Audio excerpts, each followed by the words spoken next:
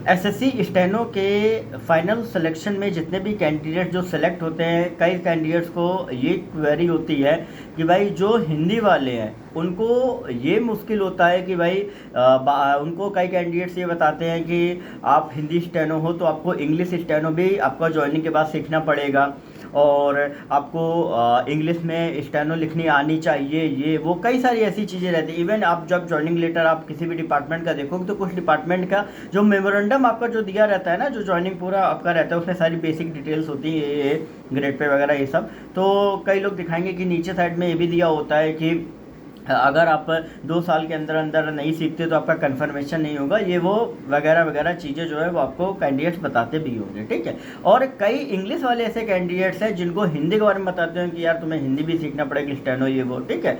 तो ये सारी जो चीज़ें हैं जो आपको असमंजस में डालती हैं, तो उनका मैं आपको क्लैरिफिकेशन मैं आपको देता हूँ कि जितने भी हिंदी स्टेनो हैं उनको सिर्फ इंग्लिश टाइपिंग आपको आनी चाहिए। ज़रूरी नहीं कि इंग्लिश स्टेनो आनी चाहिए, इंग्लिश टाइपिंग आपको आनी चाहिए। और इसके लिए कोई भी अलग से टेस्ट वगैरह कोई कंडक्ट नहीं होता कि 2 साल के अंदर अंदर कन्फर्मेशन पीरियड के अंदर अंदर आपका टेस्ट अरेंज किया जाए, उसके बाद ये पता चले। ऐसा कुछ भी नहीं रहता है, ठीक है।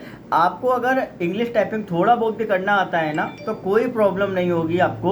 और मेन आपको इंग्लिश स्टेनो से नहीं मतलब कि नहीं है कि आपको इंग्लिश स्टेनो आनी ही आनी चाहिए, ऐसा कुछ भी नहीं है। सिर्फ इंग्लिश टाइपिंग जो है वो आपको आनी चाहिए। और रही बात इंग्लिश वालों के लिए, तो जितने भी इंग्लिश स्टेनो हैं उनको कोई कंपल्सन नहीं है कि भाई आपको हिंदी टाइपिंग या हिंदी स्टेनो आपको आनी चाहिए। तो इंग्लिश वालों के लिए कोई ऐसा कंपल्सन नहीं रहता, क्योंकि आजकल हर डिपार्टमेंट में जो काम है वो आपका इंग्लिश में ही रहता है। लेकिन हिंदी वालों के लिए इंग्लिश टाइपिंग आना ज़रूरी है, बस ये वो लिखे रहते हैं। क्योंकि जब आप वहाँ जाते हो ना, तो अगर आप देखोगे तो हिंदी में काम बहुत कम रहता है, तो इसके लिए आपको इंग्लिश टाइपिंग सीखना बहुत ज़्यादा ज़रूरी है। अगर नहीं सीखोगे तो फिर आपको कोई ना कोई सिस्टम वर्क वगैरह जो है, टीए वगैरह का काम जो है वो आपको दिया जा सकता है, या किसी और उसमें हो तो ऑडिटर वगैरह का काम जो भी है वो दिया जा सकता है। तो कुछ भी ऐसा आपको दिया जा सकता है। इस वजह से बेसिक इंग्लिश टाइपिंग जो है वो आपको आनी चाहिए। भले आप मास्टर ना हो, लेकिन नॉर्मल अगर आप टाइप भी कर लेते हो ना बिना देखे ऐसे ऐसे आराम आराम से, तो वो भी अगर आप करोगे तो वो भी चलेगा।